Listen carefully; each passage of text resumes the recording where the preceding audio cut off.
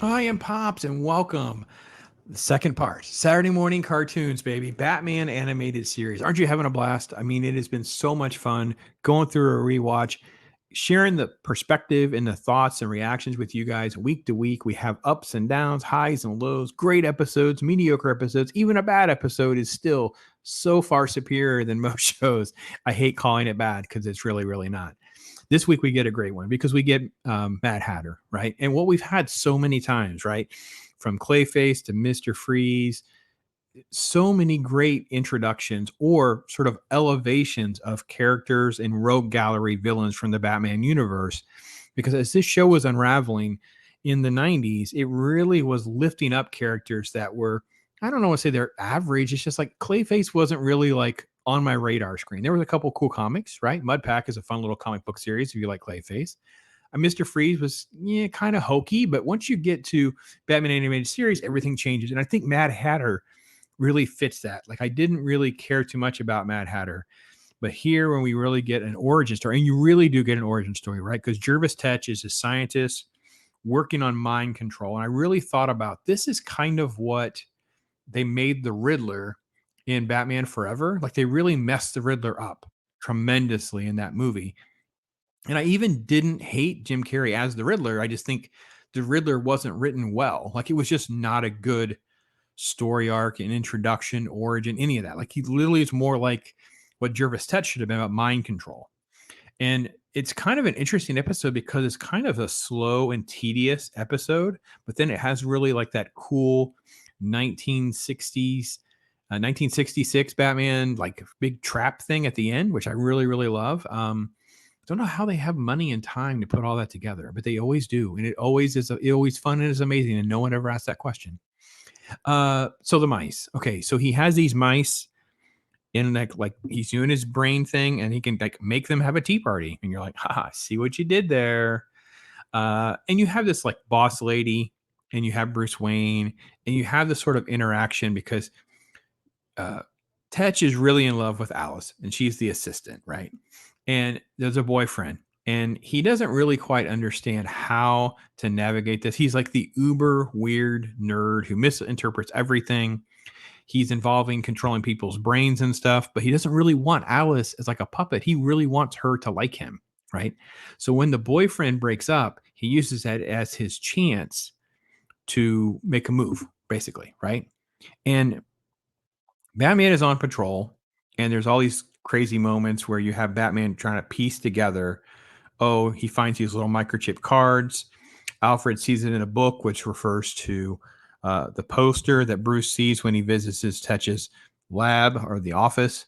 So you see these different moments where some of these things kind of happen because he's trying to do a good job of piecing together as quickly as possible because he's not quite sure what to make of it all, right? And the thugs are funny because the thugs are just like, yeah, Mr. Hat told us to jump in the river. And I actually just started laughing. Like that worked really well for me. Um, I love the fact that the restaurant scene, they're also all brain controlled. They're all mind controlled as well. So the musicians are playing. They're like taking like a paparazzi photo of Tetch. They're doing all these kinds of things as Batman is piecing everything together over here, right? And I have to admit, it's great because he ends up on cloud nine. He thinks everything is fine, but of course, the boyfriend makes amends. They're engaged, which is the typical cliche girl move. But got ladies, if your dude is a jerk and he just does this and you want to break up, and then suddenly his solution to get back together is to get engaged, you need to take a breath. You need to take a pause.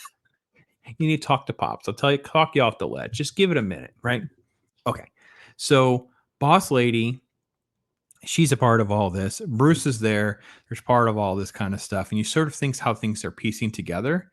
But once you get to Alice and there's chaos because she doesn't understand that he's trying to quote make a move. Everything has been misinterpreted. And whenever Batman is there to protect Alice, uh, Tetch has transformed into the Hatter, right? And he has a walrus and a carpenter who are basically the mind controlled other characters in the show. And there is kind of like a nice little upper hand move here for them to get ahead of the game as, Batman kind of struggles. And then ultimately we end up with like the giant Alice maze costume stuff with the Queen of Hearts and all this. Oh, I really loved it. This cool trap thing was so good, by the way. And there's poor Alice. She's just controlled. She's a soulless little doll, as Batman says. And it's like, that's not what Hatter wanted. Like, Batman knew how to get to him, right? And it just unnerved him, right? And it was so perfectly done. This has a lot of meat on the bones for an origin, whereas some of the others were more like two-parters. They squeezed a lot of this into one. And I think this really makes this such a solid episode. And then, of course, at the end, when Batman cuts free the Jabberwock, right? The Jabberwocky, the Jabberwock decoration falls. That's what takes the Hatter down, which is, of course, great callback, right? And Billy is freed because they're all programmed to attack Batman, but Billy was one of them. So when Billy was saved, he was able to help Batman.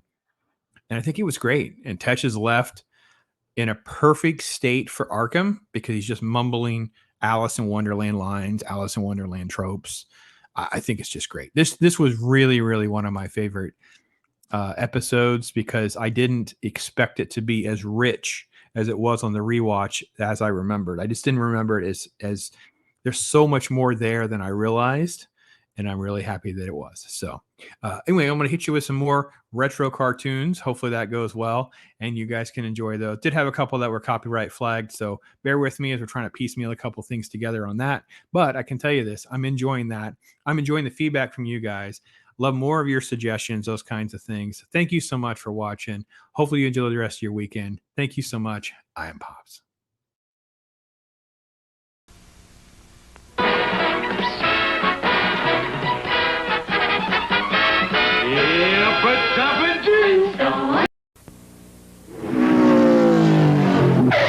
Mercy, I rice cars, Keebler. See the ricing stripes? We bake cookies. See the fudge stripes? Wow. We put stripes of chocolatey good fudge on crisp shortbread cookies, so Keebler fudge stripes taste chocolatey good outside, crispy good inside. Mmm, delicious. I bet these fudge stripes go fast. Keebler fudge stripes, fudge sticks, and deluxe grahams. Chocolatey, crispy good. Kellogg's Frosted Mini Wheats taste so great, even the two-headed giant took sides. Crunchy wheat, nicely sweet. Crunchy wheat. Nicely sweet. Kellogg's Frosted Mini Wheats. Whole wheat goodness on one side. And frosting on the other. That's what makes them crunchy wheat. Nicely sweet. Frosted Mini Wheats are part of this nutritious breakfast. Mmm, delicious. But people still take sides. Crunchy wheat, nicely sweet. Kellogg's Frosted Mini Wheats.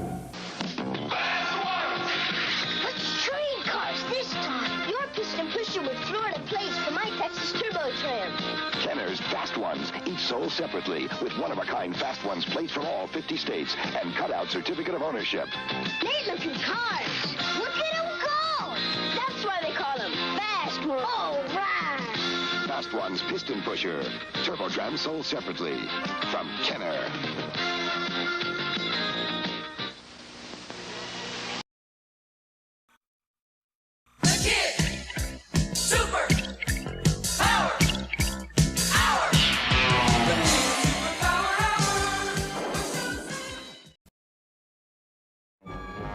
This is Billy Batson, star reporter for station WIZZ-TV.